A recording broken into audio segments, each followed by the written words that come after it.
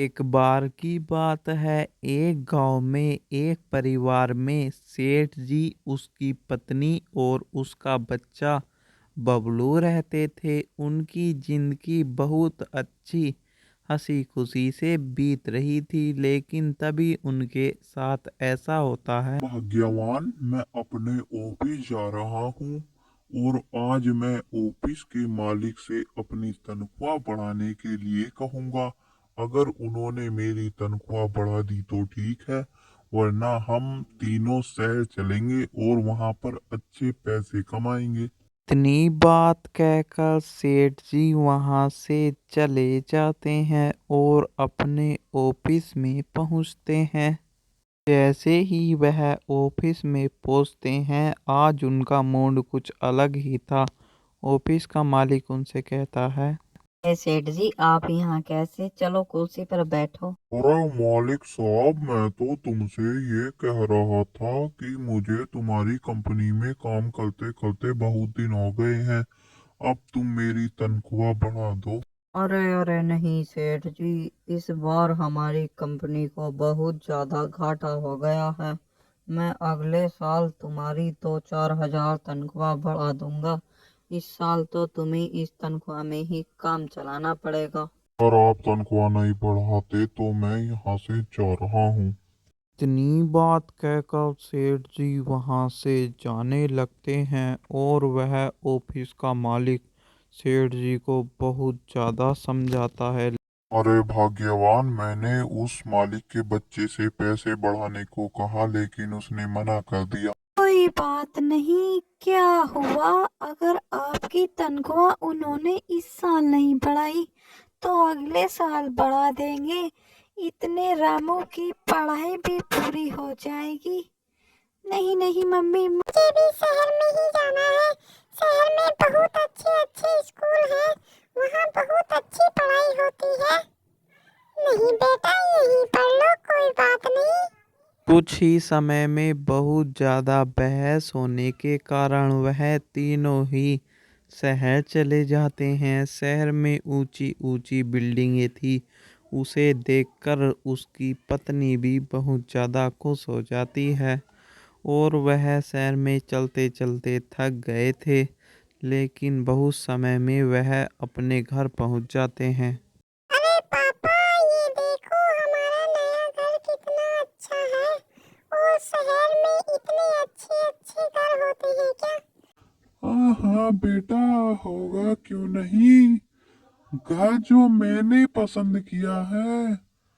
अरे वाह, घर तो बहुत ज्यादा अच्छा है।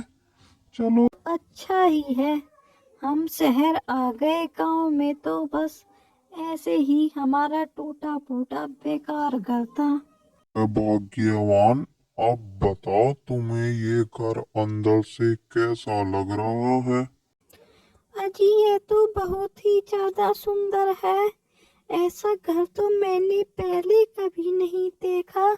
उस पुराने घर से तो यह बहुत अच्छा है। नी बात कहकर वह तीनों बैठे हुए थे, लेकिन तभी पास की एक महिला आती है और उनसे अरे कहती है, बहन जी, क्या तुम इस शहर में नई नई आई हो क्या?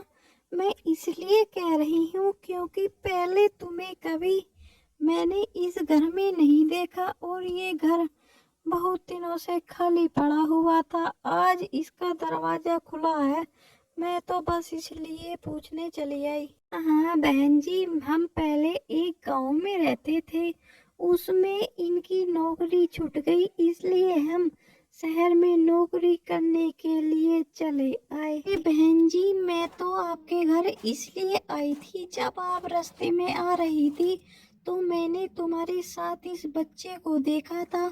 मैं इसलिए आई थी, इस शहर के साइड में एक स्कूल है, आप अपने बच्चे का एडमिशन उस स्कूल में मत करवाना। उस स्कूल पर बहुत बुरा चुड़ैल का साया है। अच्छा, तो मैं अब अपने घर चलती हूँ, बहुत सारा काम पड़ा है। कुछ दिन बीत जाते हैं। सुनिए जी, ये मोहन हरदम टीवी देखता रहता है, आप इसका एडमिशन किसी स्कूल में करवा दो। हाँ हाँ, ये बात तो तुम बिल्कुल सही कह रही हो। मैं आज ही इसका एडमिशन करवा के आता हूँ। लो बेटा, मैं तुम्हारा एडमिशन करवा के आता हूँ। आज से तुम अपनी पढ़ाई इतनी चालू कर बात दो। कहकर वह दोनों वहां से जाने लगते हैं। और इतना बजट नहीं था, इसलिए वह उस भूतिया स्कूल में ही अपने बच्चे का एडमिशन करवा देते अरे हैं। बेटा, ये देखो तुम्हारा स्कूल अच्छा है ना। हाँ पापा, स्कूल तो बहुत अच्छा है। चलो मेरा एडमिशन और करवा दो। लेकिन वह स्कूल में पहुंचते हैं, वहां प्रिंसिपल साहब नहीं थे। अरे बेटा मोहन, प्रिंसिपल साहब तो नहीं है, तुम्हारा एडमिशन अब कल होगा। इतनी बात कहकर वह लड़का अंदर चला जाता है और क्लास में जाकर पढ़ने लगता है। उसे बहुत तेज टॉयलेट लगता है। वह मैडम से पूछ के वहां से टॉयलेट करने जा रहा था, तभी उसे रास्ते में मास्टर को मारने ही वाली थी। लेकिन वो लड़का वहां पर पहुंच जाता है और अपनी बहादुरी के साथ उस चुड़ैल को चाकू से मारने लगता है। थोड़ी ही देर में वह अपनी बहादुरी के साथ उस चुड़ैल को मार देता है। अरे बेटा, तुमने मेरी जान बचा ली। अंकल, आप यहाँ कैसे? आप तो मेरे पापा जिस कंपनी में काम करते थे उसके मालिक हो। तो तुम सेठ जी के लड़के हो। बेटा, यहाँ मैं किसी काम से आया था, लेकिन इस स्कूल में मुझे चुड़ैल मिल गई और तुमने ही मेरी जान बचाई है। इसलिए मैं तुम्हारे पापा को दोबारा से काम पर रखना चाहता हूँ और मैं तुम्हें अपनी कंपनी का इंजीनियर बनाऊंगा। बेटा, मैंने तुम्हारे पापा को नौकरी से नहीं निकाला, उन्हें ही ज्यादा पैसे कमाने की पड़ी थी। मैंने कहा था अगले साल तुम्हारी तनख्वाह बढ़ा दूंगा। इस बात पर वह कंपनी का मालिक उसके पापा को नौकरी पर रख लेता है और उस लड़के को भी। उस स्कूल की मालकिन भी उस लड़के का बहुत बहुत शुक्रिया अदा करती है।